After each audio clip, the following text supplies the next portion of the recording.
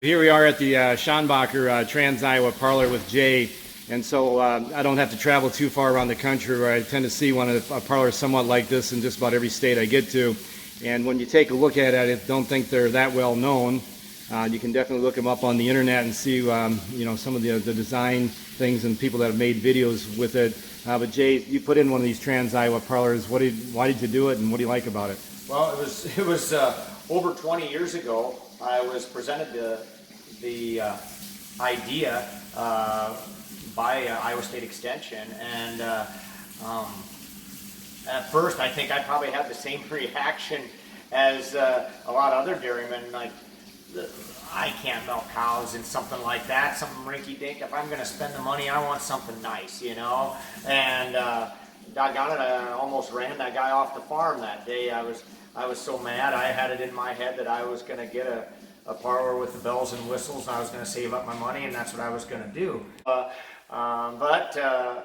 as luck would have it, I took pause and I did some more research. I mean, this was 20 years ago. The internet was still pretty new, but I was able to find quite a few articles on the internet about it. Most of them were from grazing dairies, and I was like, boy, I don't know, is this going to work in a conventional dairy?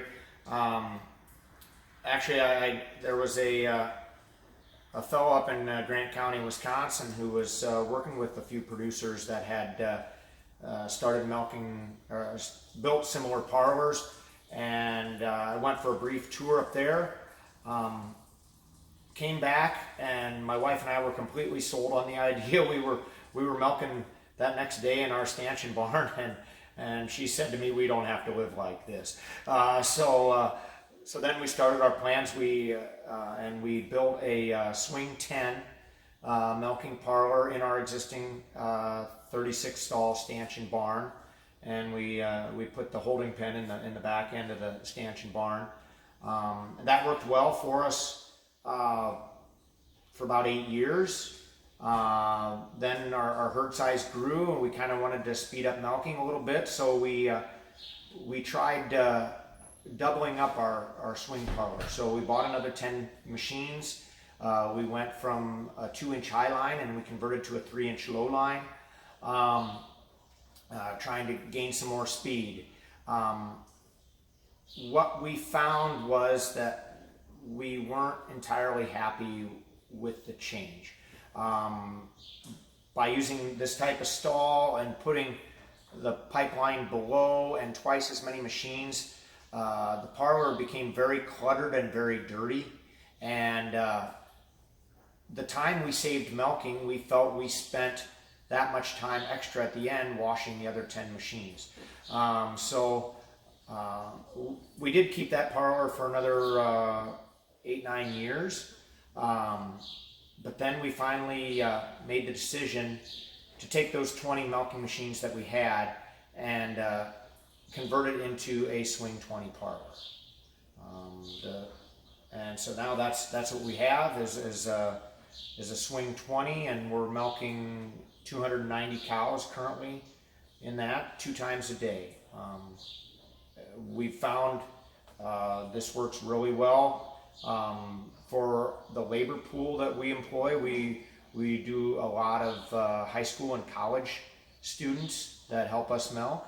And by starting our afternoon milking at 3:30, this makes a real nice opportunity for these students to get some hours after class.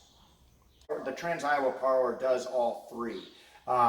The cost, the initial parlor I put in, and I didn't go as bare bones as a lot of people. I kind of wanted my parlor to be aesthetically pleasing. But 20 years ago, I spent $75,000 to put in my first swing 10. So it was very cost effective to get into the parlor.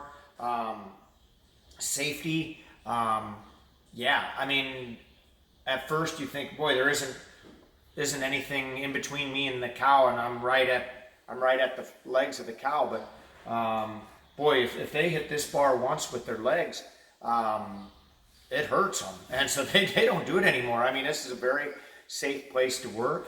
And ergonomically pleasing, yeah. I mean, we've set up the pit floor that fits most of our employees very well, the height, and we've got a crown to the floor, so we're kind of just a slight lean in towards the cows. You know, yeah, we do our milking shifts in here, and then of course now I'm 20 years older than I was when I built the first parlor, but I still take my turns with milking shifts down there, and at the end of the shift I'm ready to go on and do other work for the day. So it seems like design-wise, it's pretty well designed. It's got good lighting, and you were kind of mentioning the floor and the slopes and things like that, and the holding area. Is there anything that kind of caused you a bottleneck with it? Any takeoff issues or slippage with units or anything like that? Yeah, that has been, I guess. So one of the big drawbacks of the Trans-Iowa Parlor is you never know exactly where that cow is going to stand in the rail. However, we have found over time that we've compensated for that. We found very little, small little plastic holders that hold our milk lines in place. They were less than $10 a piece, and we got them from a dairy supply outlet.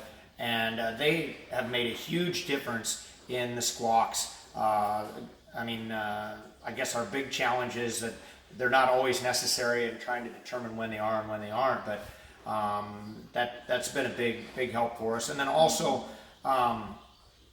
you know, now that I've gotten my herd kind of up to size where my pre-snow barn is full, you know, given the chance to cull some of those cows that squawk quite a bit has sped us up a lot too. Yeah, I think we learned a lot about just unit alignment over time with the swing arms and where to kind of place them and different ways to work with it. So I think it's definitely something that we've improved upon afterwards. So is there anything you would have done different as you built it? Yeah, definitely there's always something that you do different. I mean, I'm very pleased with the parlor, but 20 years ago we were at the beginning stages of these swing parlors. There were not very many to look at, and the designs were not as set in stone as they are today. There was much more fluid, you know, as to what you were supposed to do. We had our parlor slope downward towards the front of the parlor. Had I do it again, I would have the parlor slope up so that the cows are coming in walking in an incline. I think that would improve cow flow. I've read or seen videos that helps. Cows like to walk uphill. The other thing is the exit area in front of the parlor is only 7 feet wide.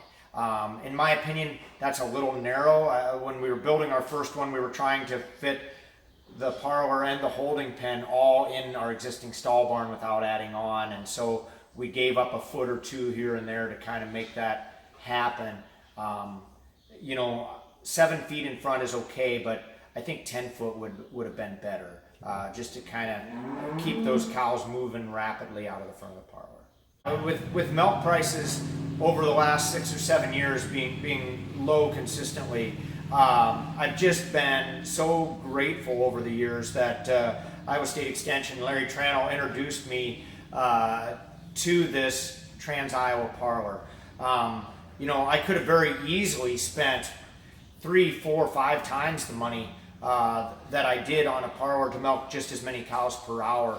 And man, have I been happy that I don't have that kind of a facility note out there to try and service every year, that I can kind of pocket that extra money and use it towards other aspects of the dairy.